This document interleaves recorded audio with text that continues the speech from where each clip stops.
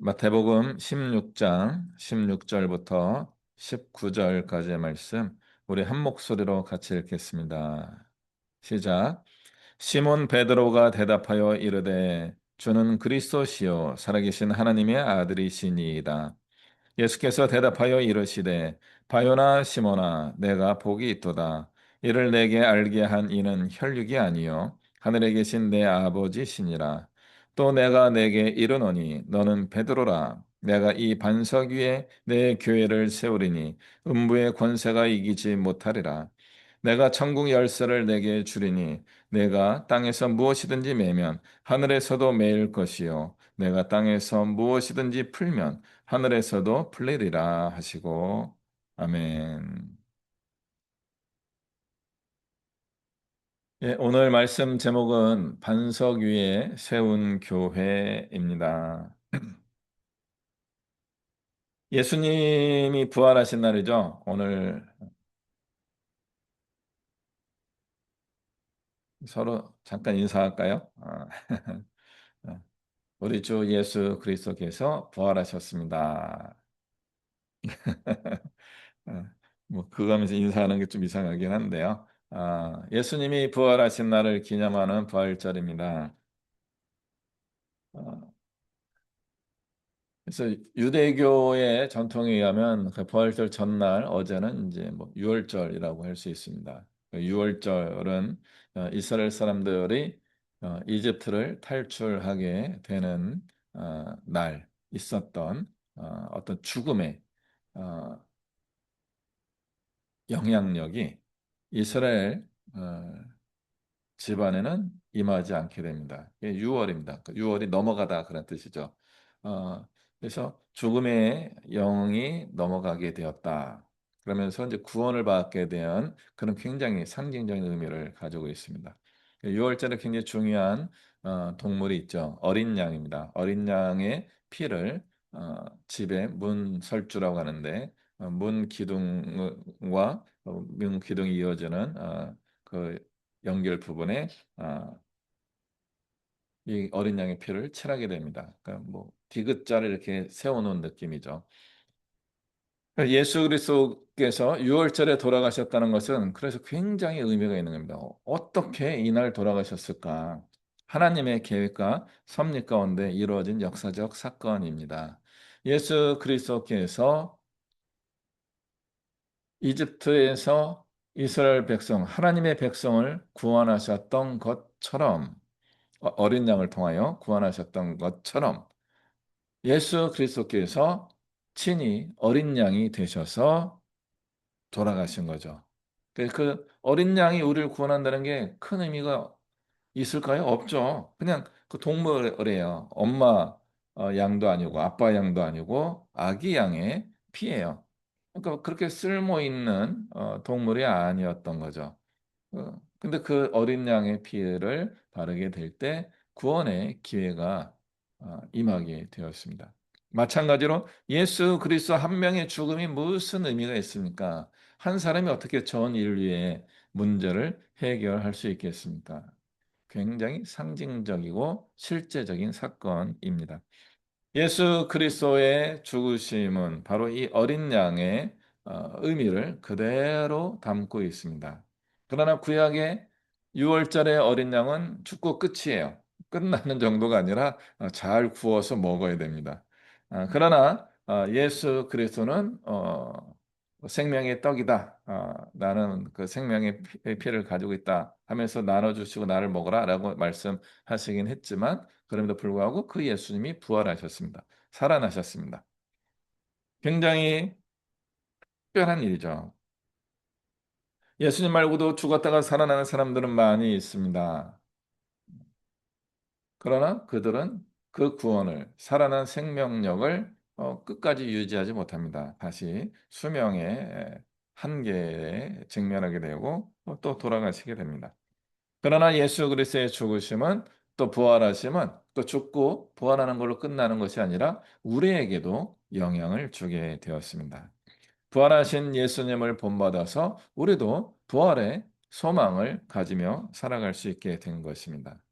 그러니까 천국의 소망이다라고 이제 쉽게 이야기하지만 그 이상의 의미를 담고 있다라고 말씀드릴 수 있겠습니다. 이제 오늘 부활의 이야기에서 우리 교회의 이야기로 넘어가려고 합니다. 예수님의 부활 이후에 일어난 가장 실제적인 형상은 공동체로서의 교회가 구성되었다는 점입니다. 신학적으로 교회는 두세 가지 의미를 가지고 있습니다. 첫 번째 의미는 에클레시아라고 하는데, 에크와 클레시아라고 하는 클레오, 에크와 클레오라고 하는 두 단어의 합성어입니다. 에크는 밖으로, 아웃, 이렇게 하는 거죠. outward, 이렇게 바깥 방향으로 이렇게 나가는 겁니다. 그 다음에 칼레오라고 하는 것은 불렀다, 이런 뜻입니다. 밖으로 불러냈다라고 하는 뜻이 교회입니다. 에클레시아라고 하는 교회라고 하는 의미는 세상 속에 살아가고 있는 세상에 속해져 있는 우리를 하나님이 예수 그리스도의 보혈의 공로를 힘입어서 밖으로 불러낸 모인 그런 사람들입니다. 이것은 보편적이고 우주적인 교회를 의미합니다. 그래서 옛날 사도신경에서 영어에서 Holy Catholic Church라고 불렀습니다. 거룩한 공교회와라고 하는 거룩한 공교회라고 하는 공교회. 공교회가 뭐예요? 무슨 말인지 모르죠. 어, 사도신경에서 우리는 계속해서 거룩한 공교회를 믿는다라고 고백하는데 공교회가 무엇입니까? 그것은 Holy Catholic Church입니다. 현대적으로 이것을 Holy Universal Church라고 번역해 부르기도 합니다. 우주적 교회, 보편적 교회다라고 하는 뜻입니다. 그게 뭐예요? 알아들어야 되는데, 그죠? 이것은 하나님의 교회를 의미하는 겁니다. 하나님의 교회가 되고 하나님의 백성이 되었다 하는 뜻을 품고 있습니다. 예수님을 믿는 사람들을 다 모아놓은 상태가 에클레시아입니다. 초대교회에서는요, 예루살렘 교회가 에클레시아였습니다. 그래서 지역 교회와 보편적 교회가 거의 일치된 그런 교회 개념을 가지고 있었습니다. 그러나 잠시 후에 한 번 더 말씀드리겠지만 이 교회가 널리 전파되기 시작하면서 새로운 교회들, 지역 교회들이 세워지면서 이 캐톨릭 처치, 보편적 교회 개념이 어, 좀 혼란스러워졌습니다. 잠시 후에 또 말씀드리겠습니다. 하나님의 교회가 되었다는 것은 조금 전에 말씀드린 것처럼 하나님의 백성이 되고 하나님의 통치에 순종한다라고 하는 의미를 담고 있습니다. 주의 나라의 법도를 따라서 살아가는 존재가 된 것입니다. 이 부분에 있어서도 역시 좀 혼란스러운 부분이 있습니다. 신앙생활에 애매모호한 부분이 있기 때문에 그렇습니다. 하나님의 법은 과연 무엇입니까?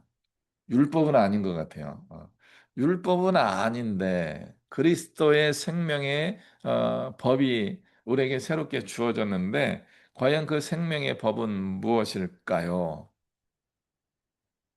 굉장히 어렵습니다. 마치 우리가 대한민국 헌법을 비롯한 다양한 법들을 알지도 못하면서 대한민국 국민의 삶을 살아가는 것과 어떤 비슷해 보입니다. 우리가 법을 다 알 필요가 없잖아요. 그죠? 그러니까 법은 언제 필요합니까? 무엇을 해야 되고 무엇을 하지 말아야 될 때 법이 필요한 겁니다. 예를 들어 상법에 근거해서 제가 이제 개인 사업자를 몇 번 내보고 주식회사도 한번 내봤는데 이게 굉장히 복잡해요. 그래서 이제 전문가가 좀 필요하기도 합니다. 물론 혼자서도 연구하면은 뭐 개인 사업자 내고 하는 게 굳이 어렵지는 않습니다만은 조금 어렵습니다. 그래서 이게 머리가 너무 아프네 하는 마음이 드는 분들은 전문가의 도움을 받아서 이제 진행하기도 합니다.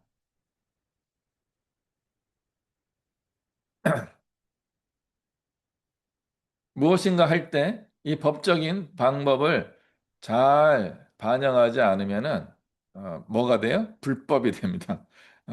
그래서 뭔가 잘 알고 하셔야 되는 겁니다.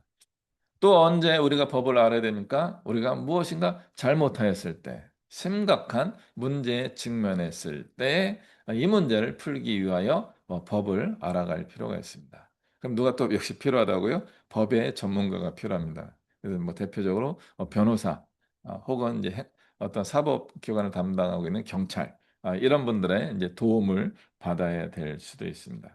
우리가 억울하게 누명을 쓸 수도 있죠. 그럴 때 도움을 잘 받아야 됩니다. 법 전문가의 도움을 받아야 되는 거죠. 실제로 우리는 법 없이 살아갈 수 있는 게 가장 무난하고 평범하고 괜찮은 삶입니다. 그러나 조금 우리가 무엇인가 적극적으로 하려고 할 때나 또 무엇인가 좀 안 좋은 일에 직면하였을 때는 이 법에 대하여 잘 살펴볼 필요가 있습니다. 마찬가지로 우리의 신앙생활도 그렇습니다. 보편적 교회, 우주적 교회, 또 하나님의 백성으로서 살아가려 그러면은 그냥 무난하게 주일에 예배 드리고 일주일에 그냥 직장과 가정에서 생활하게 되면 큰 문제가 없습니다. 언제 이런 하나님의 나라의 법을 깊이 생각하고 좀 고민을 해봐야 되겠습니까? 하나님이 주신 비전이 임했을 때입니다. 하나님의 뜻을 이루어 가려고 할 때 하나님의 법조문을 따라서 일을 해야 되는 거죠. 내 상식과 경험의 근거에서 뭐 이렇게 하면 되지 않을까 했을 때 그게 불법인 거죠. 우리 일상생활에도 그게 불법이 될 가능성이 많이 있습니다. 평상시에는 많은 사람들이 똑같이 했기 때문에 나도 했어라고 하지만 이게 누군가 단속을 하게 될 때 걸리게 되면요. 나만 걸린 거죠. 억울하죠. 그러나 조금 더 자세히 살펴보면 내가 불법을 행한 것입니다. 하나님의 일을 할 때도 우리는 하나님의 방법을 따라서 일하려고 해야 되는 겁니다. 그래서 기도해야 돼요.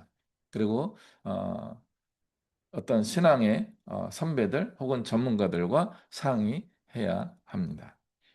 또 삶의 어려움과 고통이 크게 우리에게 다가와서 힘들 때 기도해야 되는 겁니다. 하나님의 법을 따라서 그 문제를 해결할 수 있어야 되는 겁니다. 혼자 해결하기 어려울 때 교회 공동체가 함께 할 수 있습니다. 하나님의 법을 잘 따라가는 사람들이 함께 합력하여서 이 문제를 주님 안에서 해결할 수 있고 더 나아가 하나님이 기뻐하시는 일들을 도모하며 그 일을 하나님의 법을 따라서 추진할 수 있게 되는 것이죠. 보편적 우주 개념에서 우리는 이런 부분을 발견하게 됩니다. 두 번째 신학적 의미는 개별 교회입니다. 사도행전에 나오는 교회부터 다양한 교회로 그 사도행전 나오는 그 초대교회에서도 이 다양한 교회로 인하여서 혼란에 빠지게 됩니다. 예루살렘에만 교회가 있었습니다. 그것이 보편교회고 우주적 교회였습니다. 그러다가 안디옥에 새로운 기독교 공동체가 생겨나게 됩니다. 혼란이 생긴 거죠. 이 사람들은 어떻게 될 것인가? 원래는 유대인들만 교회 공동체를 만들 수 있었는데 안디옥에서 비유대인들, 어, 성경적으로는 이방인이라고 표현되는 그런 분들이 예수님을 믿고 교회 공동체를 이루게 된 겁니다. 보편적 우주교회에 참여하게 된 거죠. 그래서 이 에클레시아가 개별 로컬 처치 개념으로 세분화되기 시작하는 겁니다. 심지어 다마스쿠스, 다메섹이라고 하는 다마스쿠스에서 바울이 예수님을 믿는 사람들을 핍박하다가 갑자기 예수님을 만나고 한 3, 4일 만에 복음 전도자가 되어서 막 여기저기서 교회를 세우고 난립니다. 이것 때문에 예루살렘 교회에 회의가 생기게 됩니다. 이제 교회가 확장돼서 소아시아를 넘어서서 마케도니아와 로마에도 지역 로컬 처치들이 생겨나기 시작합니다. 보편적인 교회가 개별 교회 연합의 개념으로 변화하기 시작한 것입니다. 역사적으로 유력한 교회 공동체는 소아시아의 에베소 교회, 뭐 서머나 교회 이런 교회들이 유명하죠. 그리고 마케도니아 지역의 고린도 교회, 빌립보 교회 이런 데가 유명합니다. 북아프리카의 카르타고, 이집트의 알렉산드리아 등도 유명한 이 지역 교회가 있었습니다. 그러다가 점차 로마 중심의 서방 교회가 형성되고 안디옥과 콘스탄티노플, 콘스탄티노플리스라고 하는 지역을 중심으로 동방교회가 형성됩니다. 이 모든 교회들은요, 지중해를 중심으로 하는 교회들이었습니다. 로마와 그리스 지역, 시리아와 유다 지역, 그리고 이집트와 아프리카 지역에서 각각의 교회들이 발전해 왔습니다. 그렇게 발전하던 교회들은 지리적인 특성을 따라서 서로 독특한 특징을 가지게 됩니다.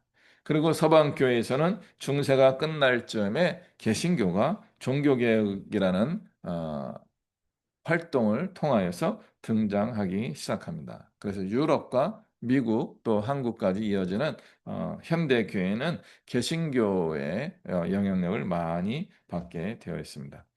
이 모든 교회들을 개별교회라고 할 수 있습니다. 그러니까 개별교회는 우주적 교회입니까? 아닙니까?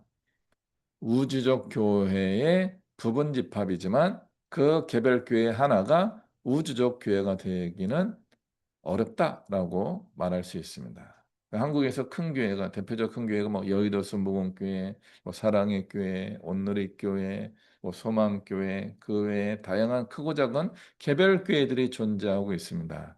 그 교회 하나하나가 우주적 교회입니까? 하면은 아닙니다입니다.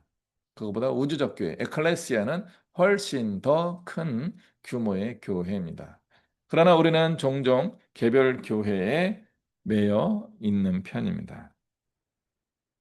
오늘 이제 말씀 후반부도 말씀드리겠지만 저희가 다시 한번 또 개별 교회의 이름을 표방하며 나아가게 될 것 같습니다. 세 번째는 우리 한 사람 한 사람이 교회입니다. 우리 한 사람 한 사람이 예수 그리스도 안에서 지어져 가는 성전입니다.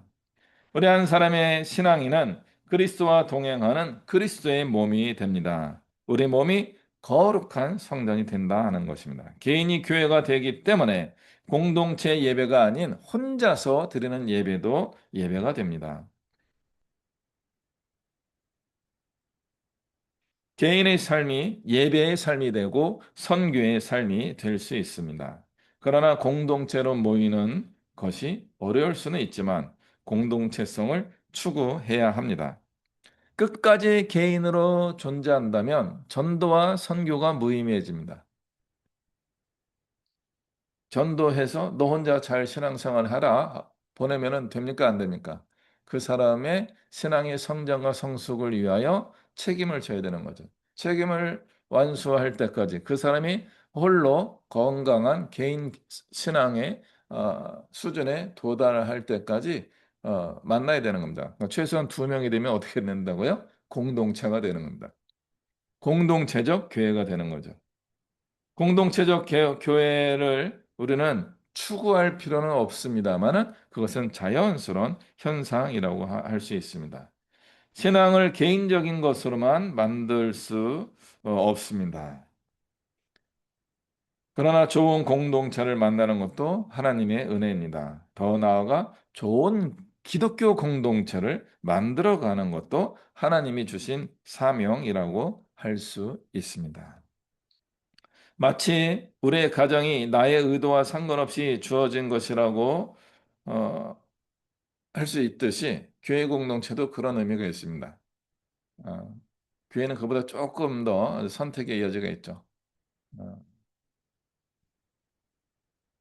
부모님들은 나를 혹시 선택했을지도 모르지만 막상 태어나고 보니까 나는 우리 집에 태어난 거죠. 우리 아빠와 우리 엄마와 그런 분 밑에서 자라나게 되는 거죠. 정신 차려 보니까 우리 부모님들이에요. 저도 그렇게 컸어요. 우리의 자녀들도 그렇죠. 본인이 계획하고 저 집에 가야 되겠다고 온 게 아니잖아요. 어느 날 정신 차려 보니까 우리 집에 부모님들이 이렇게 계신 거죠.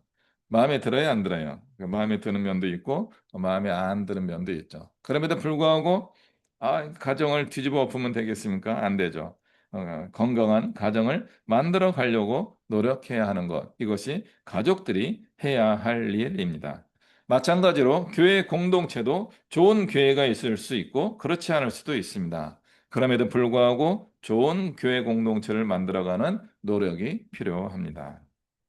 오늘 본문에서 베드로가 멋진 고백을 합니다. 18절에 또 내가 내게 이르노니 너는 베드로다. 내가 이 반석 위에 나의 교회를 세우고 음부의 권세가 이기지 못하게 할 것이다. 이 반석 위에 교회를 세운다라고 말씀하고 계십니다. 예수님이 이 시몬을 베드로라고 부르신 이유가 이렇대요. 시몬이 늘 피곤해 있대요. 늘 피곤해하고 졸려요. 맨날 그러고 있으니까 시몬 베드로 이렇게 불렀대요. 이 베드가 이제 bed예요. 침대죠. 시몬 침대로 이렇게 했는데 이게 영어로 베드로가 되었다는 거죠. 썰렁해져. 음. 시몬 베드로는 그렇게 졸린 사람이 아니었습니다. 굉장히 열정적인 사람이었습니다. 자기가 불편한 것을 그럴듯하게 포장하면서 그렇게 하는 분이 아니었습니다. 예수님께서 처음 베드로를 만나셨을 때 배를 좀 띄워달래요. 아침에 그물 정리를 하고 있는데 아침부터 오셔가지고 베드로에게 갈릴리 호수에 조금만 배를 띄워줄래? 이렇게 이야기한 거죠. 그래서 베드로가 이제 배를 띄우고 있으니까 이제 사람들이 주변에 모여든 거죠. 그래서 예수님이 열심히 하나님 나라에 대하여 전하시게 됩니다. 내용을 소개하진 않으셨어요. 그날 하나님 나라의 복음에 열심히 전파하는 일을 하셨음에도 불구하고 바닷가에서 그 소리가 얼마나 잘 들렸겠어요. 그날 예수님의 말씀을 가장 잘 들은 사람은 누구였을까요? 베드로였습니다. 베드로의 배에 올라타셔가지고 그 배에 예수님이 서서 말씀을 전하시니까 배가 크게 흔들리지 않도록 뭐 균형도 잡아야 됐고 아무튼 그렇게 하셨을 거예요. 그래서 그 한 시간인지 두 시간인지 예수님의 말씀을 너무나 가까이서 나들으라는 듯이 하시는 그 예수님의 말씀을 베드로가 다 들은 거죠. 듣고서 마음이 불편했어요. 나는 죄인이구나. 사는 나라 가기 위해서 회개해야 되는구나. 천국이 갖고 왔구나. 수많은 이야기에 너무 견딜 수가 없는 거죠. 예수님을 무태 내려드리고서 베드로가 당장 무릎 꿇고 예수님 나를 떠나세요. 나는 예수님과 함께하기 어렵습니다. 나는 죄인입니다. 주님 나를 떠나시옵소서. 자기의 죄책감 때문에 예수님을 가까이 하기에 너무나 불편했던 거예요. 그래서 그걸 뭐 아닌 척하고 하는 분이 아니고 너무나 솔직하게 예수님 나를 떠나세요 라고 이야기할 정도로 굉장히 솔직 담백하신 그런 분이었습니다. 그 열정의 사람이었던 베드로는요 실수투성이었습니다.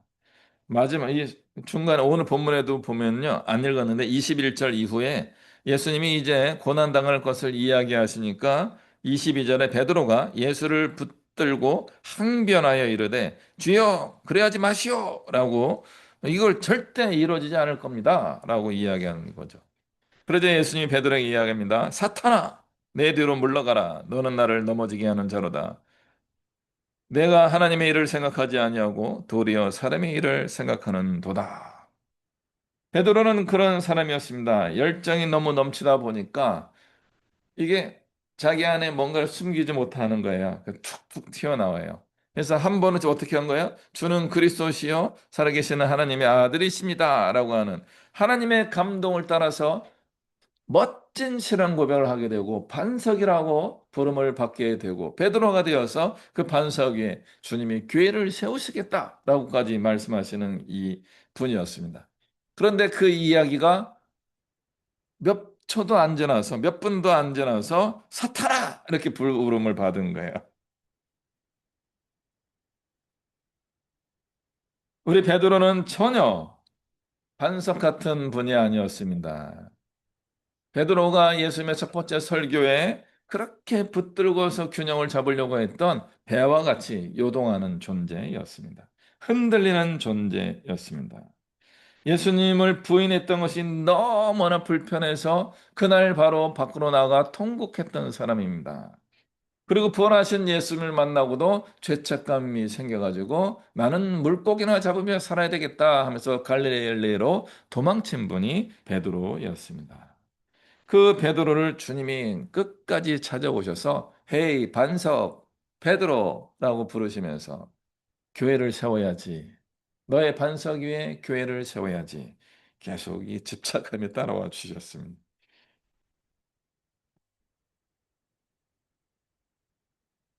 우리는 마치 베드로와 같은 존재입니다. 예수님이 물 위를 걸어오시자 주님, 저도 걷게 해주세요 하면서 물 위를 걷다가 바람과 파도를 보면서 물에 빠져 들어가는 존재가 베드로였습니다.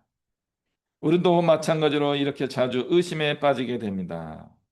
믿음이 적은 사람이기 때문에 우리도 자주 물속에 빠지게 됩니다.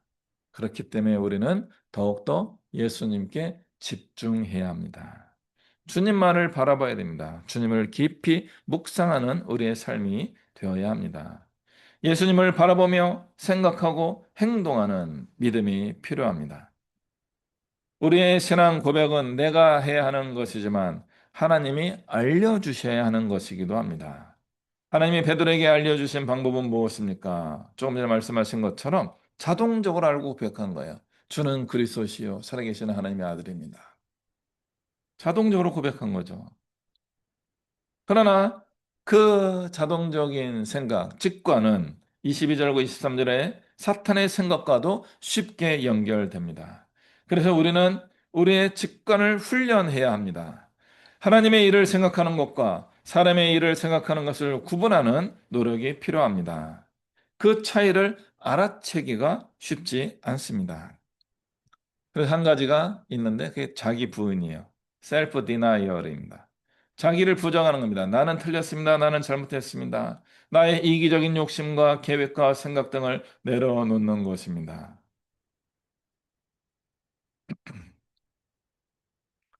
예수님께서 아직 십자가를 지기도 전에 자기를 부인하고 24절이죠. 누구든지 나를 따라 오려거든 자기를 부인하고 자기 십자가를 지고 나를 따를 것이니라.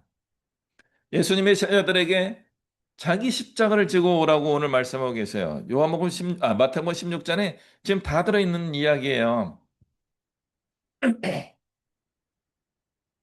베드로의 성공과 실패가 있을 뿐만 아니라 그런 실패한 사람에게 회개하고 자기 십자가를 지고 자기 부정을 하며 살아가야 된다라고 지금 말씀하고 계시는 겁니다.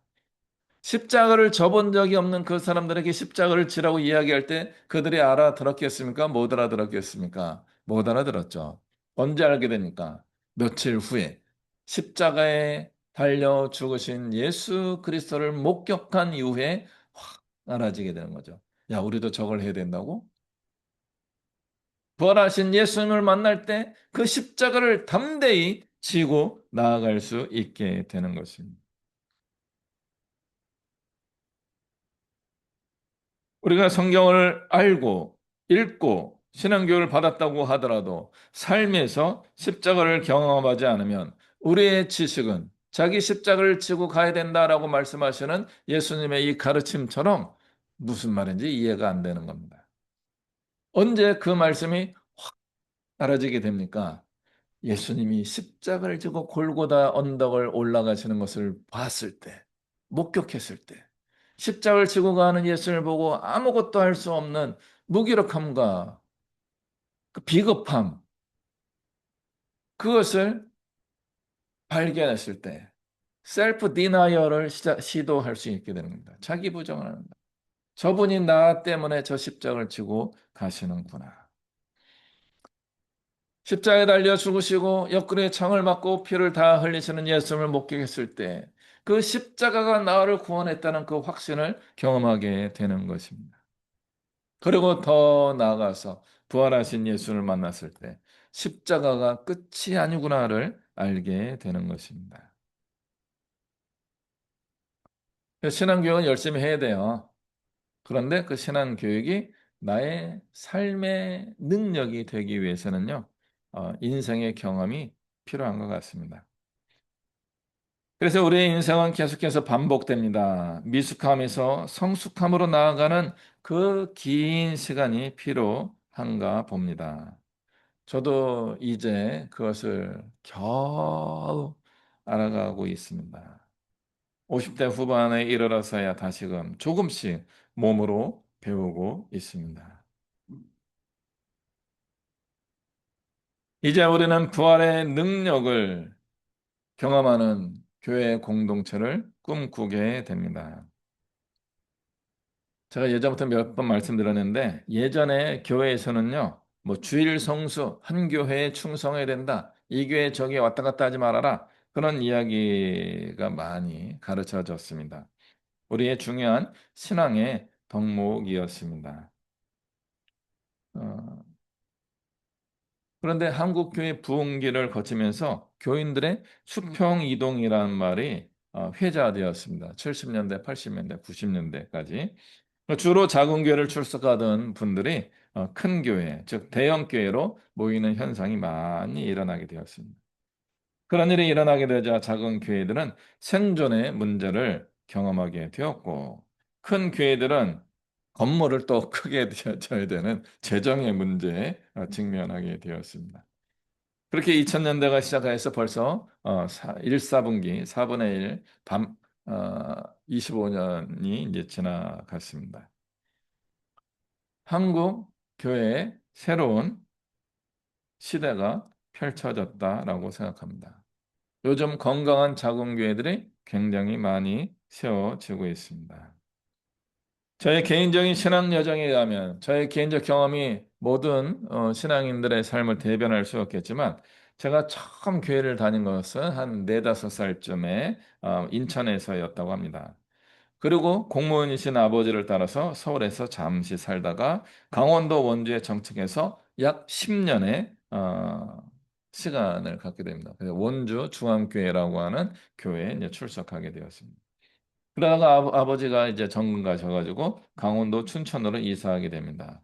그 거기서 이제 중3 때 이사를 해가지고 대학교 재수하면서 대학교 갔던 그 4, 5년 기간 동안에 강원도 춘천에서 이제 생활하게 됩니다. 그러다가 하나님의 은혜로 이제 서울에 와서 이제 대학생 생활을 하게 되면서 신성교회라고 하는 교회에 왔다 갔다 1, 2년 다니기도 하고 뭐 그 나중에 한 2년 정도 전도사 사역도 하기도 하였습니다. 그러다가 93년도에 온누리 교회 고등부 교사가 되고 97년도에 온누리 교회 전도사가 이제 되기도 하였습니다. 그러다가 2003년에 온누리 교회를 나오게 되고 2005년까지 떠돌이 생활하면서 이 교회 오륜교회도 제가 그때 갔었고요. 어, 뭐 동안교회 뭐 이런 교회들 이 교회 소망교회 가서 예배도 들어본 적이 있고 주일날 떠돌이 교회 생활을 하기도 하였습니다. 그러다가 2006년에 이제 교회를 개척하여서 예수연기 교회를 섬기다가 2016년 약 10년 반 만에 교회를 이제 사임하게 됩니다. 2016년에 교회를 사임한 이후에 올해가 2026년이죠. 또 지난 10년간 나름대로 광야의 시간을 보내다가 이제 좋은 땅 큰 감사 교회를 시작하게 됩니다. 오늘은 우리 좋은 땅 큰 감사교회 우리 교회의 창립일은 아닙니다만은 오늘을 창립일로 정하려고 합니다. 이 중간 과정 혹시 아시죠? 우리 이제 대학교 선배 형님이 이제 저와 함께 고백교회를 하자. 그래서 4월 5일 날을 교회 창립일로 정하고 기도하고 준비하며 오다가 그 형님하고 아무래도 같이 하기가 어려울 것 같다라고 하면서 고백교회는 하지 않기로 하였습니다.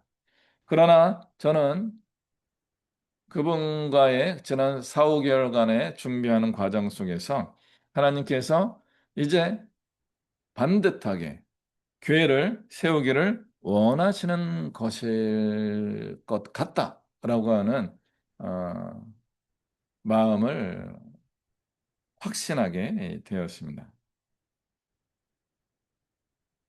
고백교회 덕분에 여기까지 왔는데 이제는 고백교회를 하지 않지만 그럼에도 불구하고 좋은 땅 큰 감사 교회로 이제 시작하려고 합니다. 그래서 이제 좋은 땅 큰 감사 교회 길어가지고요 좀 줄여야 되나 해서 어, 땅 감사 교회로 부르면 어떨까 이런 생각을 해보게 되었습니다. 우리 좋은 땅 큰 감사 교회는 우주적이거나 보편적인 교회는 아닙니다. 그 보편적인 교회의 일부 속하에 있는 로컬 처치입니다. 저만 하더라도 그동안 다닌 교회가 10개도 넘습니다. 모두 개별 교회들입니다. 중요한 교회는 보편 교회입니다. 그리고 교회가 되어가는 우리 한 사람 한 사람 개인 교회입니다.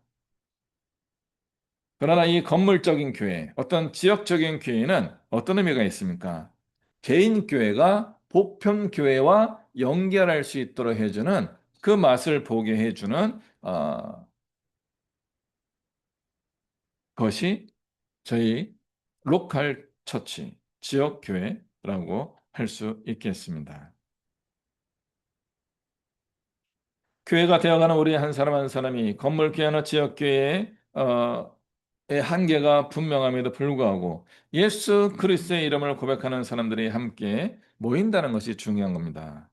우리 좋은 땅 큰 감사 교회가 그런 교회가 되기를 소망합니다. 예수 그리스도를 깊이 알고 하나님의 알게 하심을 따라서 고백하고 주의 사명을 이루기 위해 자기 십자가를 지면서 종종 구련의 시몬처럼 예수님의 십자가를 대신 진 것처럼 우리도 남의 십자가를 지어 주기도 하면서 그러다 보니까 멋진 믿음의 공동체가 이루어지는 것을 이제 꿈꿔 보게 됩니다. 우리는 이제 새롭게 시작합니다. 저의 경우에는 늘 실패로만 끝났던 저의 시도들에 이제는 여러분과 함께 성공하고 성취해 보기를 기도해 봅니다. 정말로 생명력 넘치는 교회 공동체가 되기를 간절히 소망합니다. 그래서 부활의 능력을 이루어가는 정말 멋진 신앙 공동체 생활을 함께 영위하며 하나님 주신 사명들을 잘 감당하는 우리 좋은 땅 큰 감사 교회가 되기를 간절히 소망합니다. 기도하겠습니다.